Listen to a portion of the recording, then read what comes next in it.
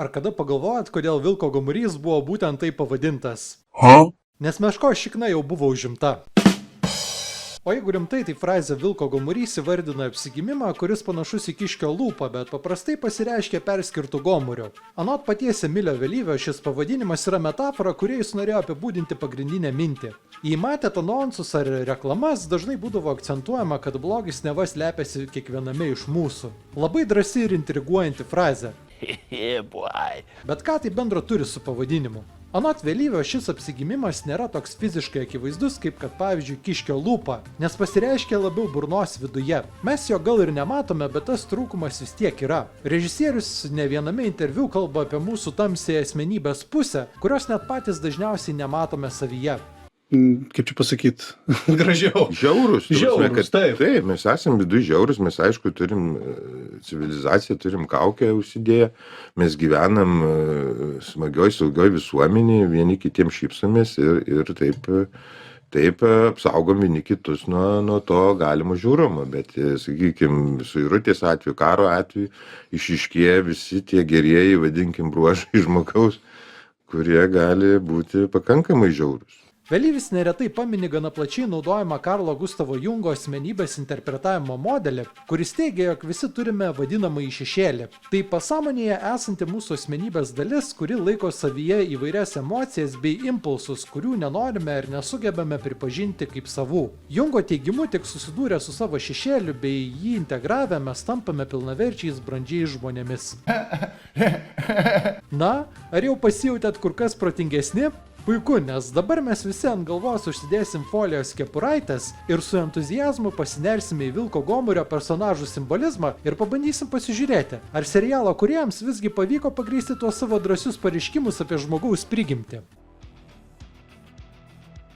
Man asmeniškai pasirodė, kad vos ne kiekvienas serialo personažas turėjo kažkokią tai tamsią paslaptį. Nesvarbu, ar tai būtų kraupiai nužudytos merginos tėvas, ar ko ne visa Klaipėdos policija.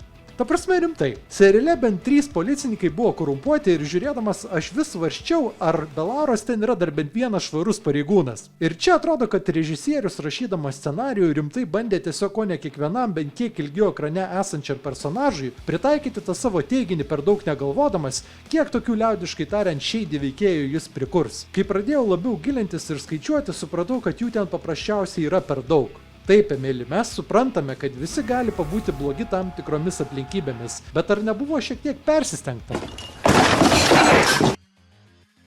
Pradėkim nuo Lauros. Iš pažiūros atrodo, jog ši veikėja bus ta tipinė moteris su kiaušais, kuri statys visus korumpuotus Klaipėdos policijos vyrus į vietą. Ir kurį laiką serialas tikrai piešia tik labai paviršutinišką jos asmeninio gyvenimo portretą. Akivaizdu, kad jis stengiasi nuslėpti daugelį detalių nuo aplinkos, tačiau atėjus laikui Ila visgi išlindo iš maišo. Kaip jau kalbėjau praeitoje savo apžvalgoje, jos pokalbis su Steve'u serialo pabaigoje buvo tikriausias scenarijaus proto pisimas. Is your idiot brain getting fucked by stupid? Tačiau būtent jis geriausiai ir atskleidė tą jos ale labai dramatišką tamsiąją pusę. Jo metu Laura prisipažįsta Steve'ui, jog sąmoningai apleido maniako, kuris galimai pagrobė arba nužudė jos dukrą medžioklę. Matai, kas... Aš galėjau jį sučiupt. Viską apie jį žinojau. Bet pabijojau. Tu jį matei? Ne, nemačiau. Bet žinau, kodėl jis taip darė. Ir stengiuosi nekaltinti jo. Kodėl? Jis buvo traumuotas nuo vaikystės. Taip, jis stengiasi gelbėti žmonės nuo pragaro. Ir mano dukra tapo jo auka. Kad ir koks kvailas būtų tas tavo pagrindimas, Laura, sveikinu. Tau tikrai kažkas su galva yra negerai ir pagal Emilio Vėlyvio personažo kūrimų standartus tu tikrai gauni šešėlių valdovės apdovanojimą. Ateina šešėlių valdovas. Tas pats galioja ir viena iš pagrindinių blogiečių šiame seriale. Tai ne kas kitas kaip Ingeborga Dapkūnaitė, kuriai aš asmeniškai teikčiau šį apdovanojimą vien už tai, kad kažkaip sugebėjo Emilį Vėlyvį įtikinti, jog nėra mums rusų atsiųstas šnipinėjimo robotas. O jeigu rimtai, tai apie jos vaidinamą personažą man sunku kalbėti, nes susidūriau su paradoksu. Matot, aš iki šiol negaliu nuspręsti, ar jos vaidyba tokia gera, kad jis sugeba įtikinamai suvaidinti absoliučią psichopatę, ar kaip tik atvirkščiai, kad jos medinė laikysena ir kalbėjimas yra tokie blogi, jog tinka vaidinti tik personažus be sveiko žmogaus bendravimo įgūdžių. Kaip ten bebūtų, jos apsimetimas su normale bei aukšta socialinė padėtis taip pat slepia tamsiai ir protu nesuvokiamą žmogaus godumo bei žiaurumo paslaptį, kas ją žinoma iškelia iš šios analizės topą. Marijos organizuojamos pramogos aukšto socialinio sluoksnio žmonėms su iškrypusiais fetišais yra puikus ekstremalaus Jungo šešėlio pavyzdys. Marija veikia kaip tarpininkė ir nors pati tiesiogiai tame nedalyvauja, yra labai svarbi grandis šioje beprotybėje. Jos darbas yra parūpinti savo sadistams svečiams aukas bei vietą, kurioje šie maniakai gali be jokios baimės nusimesti normalumo kaukės bei atskleisti tikrąją savo prigimtį. Vos tik iškilus grėsmiai Marijos materialiniai geroviai bei autoritetui šiame pogrindinėme pasaulyje, ji net pasiryžta paaukoti savo dukrą vardan išlikimo. Taigi Emilis Vėlyvis čia tikrai nupiešė gana stiprų bei atvirą to nematomo, bet labai realaus pasaulio paveikslą. Mes jau nekartą esame girdėję apie panašius turtingų ir įtakingų bepročių žaidimus realybėje. Manau, užtenka prisiminti vien tik garsųjį Epsteiną, su kuriuo nemažai sąsajų beje galima atrasti ir Marijos personaže. Ir aš nuoširdžiai manau, kad tokie žmonės tvirtai tiki, jog nedaro nieko blogo ar amoralaus. Tai paprasčiausiai realybė, kurioje jie gyvena, nes mato silpnesnius bei labiau pažeidžiamus žmonės kaip žemesnės už save būtybės. Gilinantis į Mariją bei jos klientus, man kilo įdomus klausimas. Ar maniakai ir psichopatai apskritai yra pajėgus konfrontuoti tą savo šešėlį ir su juo susigyventi? Jeigu esi tiek trenktas, kad net nesuvoki, jog darai kažką blogai, ar iš vis turi šansų pažvelgti į tą savo šešėlį? O gal kaip tik tu jį jau seniai priėmėjai, su juo susitaikai ir tiesiog išmokai geriau pasislėpti visuomenėje, kai to reikalauja aplinkybės? Surprise, motherfucker! Styvo serialo pradžioje pateikiamas kaip tipinis korporatyvinis planktonas, mėgstantis dar užsiimti ir sekso turizmu Lietuvoje. My name is a pimp named Slickback. Vėliau ima aiškėti, jog jis toli gražu nėra toks nekaltas savinėlis, kokiu jį visą laiką bandė mums pateikti serialas. Ir manau, jog tai visai pavyko. Tokie žmonės dažniausiai ir būna maniakai arba serijiniai žudikai. Jie turi darbus, išsilavinimus ir iš pažiūros nesukelia nė menkiausių įtarimo. Tačiau visiškai tapatinti šio veikėjo su tipiniais maniakais aš paprasčiausiai negaliu. Ir turiu pasveikinti Emilį Vėlyvį, nes tai buvo jo geriausiai parašytas serialo veikėjas. Matote, Styvas turi labai unikalią sveikatos problemą, kuri sukelia jam haliucinacijas bei atminties praradimus. Tai sujaukė Styvo realybę ir mums kaip žiūrovams tampa labai sunku vertinti, ar tai yra jo jau seniai priimta tamsioji pusė, kurią nuslėpti jam padeda liga, ar visgi nuoširdus nežinojimas, jog yra maniakas. Iš esmės tai gali būti dvi totaliai skirtingos asmenybės vieno žmogaus galvoje, kurios panašu viena apie kitą net nežino. Tokiu atveju pasidaro šiek tiek sunkiau įsprausti Styvą į tą klasikinį Jungo šešėlio apibrėžimą, nes serialo eigoje matome, kaip jis nuoširdžiai bando padėti policijai išnarplioti bylą ir kuo tvirčiausiai yra įsitikinęs, jog Silvija gyva, o ne sukapota gabalais jo paties akivaizdoje. Jis net neturi galimybės konfrontuoti šešėlį savo paties jėgomis, nes tam, kad pripažintum savo prigimtį, pirmiausia turi atsiminti, ką blogo esi padaręs.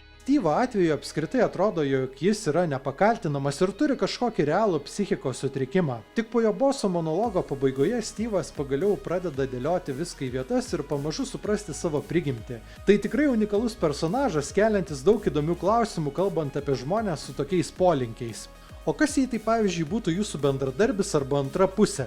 Įsivaizduokite, naktimis jie porai valandų išsilenka iš namų į kokį sadizmo fetišo klubą ir ten iki mirties kankina nekaltus žmonės. O ryte grįžę atneša jums kavos į lovą ir meiliai pabučiuoja viską apie tai pamiršę. Kaip reaguotumėt sužinoję tokią tiesą apie juos? Ar bandytumėt juos pateisinti, o gal kaip tik smerktumėt, kaip ir bet kokį kitą maniaką? Styvo atveju sukuria situaciją, kurioje tik mes žiūrovai patys galime nuspręsti, ar teisti jį, ar visgi bandyti pateisinti, kaip tai savo atveju nusprendė padaryti Laura. Aš manau, kad jei bus antras serialo sezonas, ta Lauros empatija maniakui, kuris pagrobė jos dukrą, tikrai pasireikš ir Styvui. Nes jie jau buvo susimetę ir ji pati gali paliudyti, jog Styvas jai 2 kartus išgelbėjo gyvybę. O gal apskritai Steve'as ir buvo tas maniakas, kuris sugriovė jos gyvenimą? Tai tik mano teorija, bet būtų smagu pamatyti, ar jį išsipildys antrajame sezone. Steve'o personažas bendrai yra kaip simbolis mums žiūrovams, kurie galbūt visą gyvenimą apie save itin gerai galvodavo. Tai yra, kad mes esam labai padorus bei tyri individai, iki kol nepatekom į iš tiesų šūdiną situaciją, kurioje paprastai ir išlenda visi tie demonai, apie kuriuos kalbėjo vėlyvis. Mes greičiausiai taip pat naiviai kaip Steve'as manome, jog esame geri žmonės. Būtent čia mūsų serialas ir prigauna.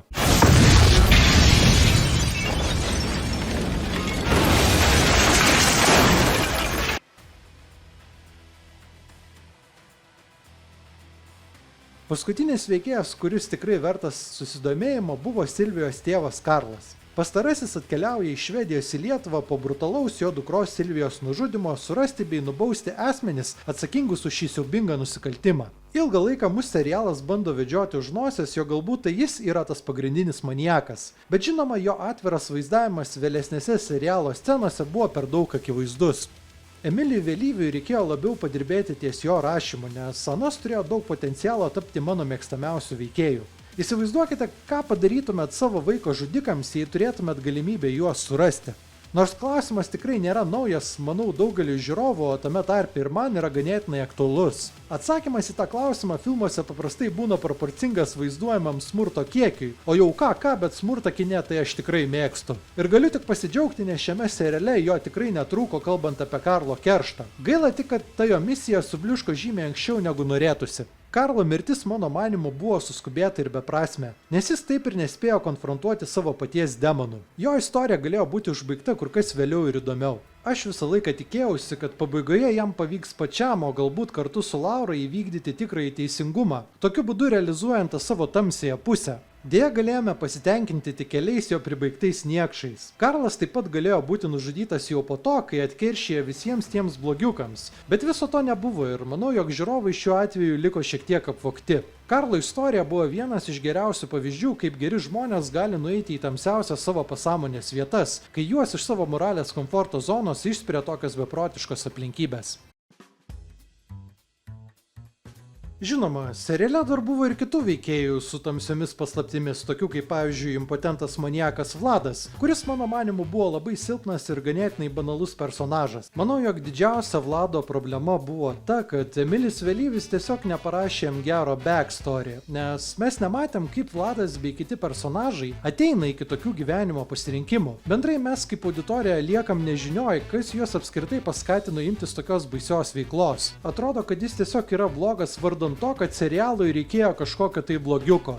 Ta pati galiu pasakyti ir apie policijos viršininką Aleksandrą, kuris praktiškai buvo Vlado kopija. Dar buvo Ulvis ir Eva, kurie mano manimu nebuvo pakankamai išplėtoti, nors ir turėjo potencialą būti įdomus. Jų ekrane buvo paprasčiausiai per mažai, kad man rūpėtų jų likimai. Jie abu irgi turėjo labai tamsių paslapčių. Ulvis pavyzdžiui žinojo apie Marijos pogrindyje vykstančias baisybės, bet nebandė iškelti jų į dienos šviesą, kol tai pagaliau nepasiglemžė ir jo simpatijos Silvijos. Tuo tarpu Eva tiesiogiai prisidėdavo prie skerdinių ir buvo priklausoma nuo narkotikų. Kai jie abu pagaliau buvo nužudyti, man dėja tai niekiek nerūpėjo.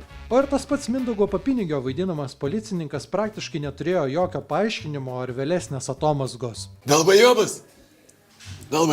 Todėl apie juos daug ir nekalbėsiu, nes jų istorijos mano manimu buvo tik kaip taškeliai ant i toje pritemptoje serialo žinutėje, kad mes visi iš tiesų spintoje laikom skeletus.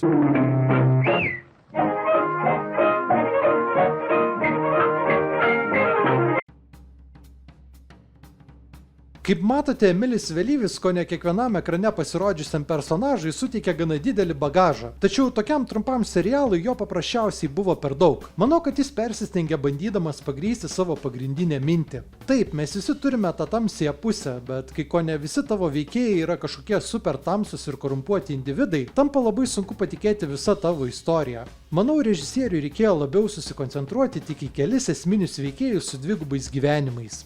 Siužetui puikiausiai galėjo užtekti Marijos, Steve'o bei Karlo tamsiųjų pusių išplėtojimo bei atskleidimo, o nuo visų kitų jas paprasčiausiai numesti. Ypatingai nuo Lauros, nes jos paslaptis man tiesiog kelia juoką.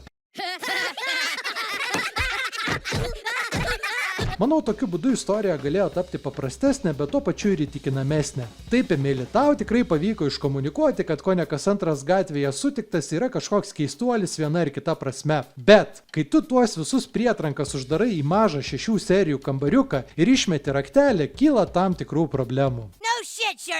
Bendrai paėmus tos problemos gal ir nėra visiška tragedija. Serialas labai kokybiškai padarytas ir tikrai jame yra gerų idėjų. Tačiau jo žinutė nebuvo tokia originali ar efektyvi, kaip kad galėjo būti, jei rašymas nuolat nekaišiotų pagalių savo į ratus.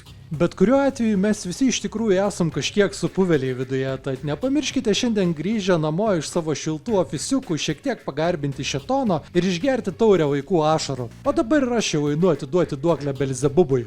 Dėkui, kad mane žiūrėjot. Iki kitų kartų.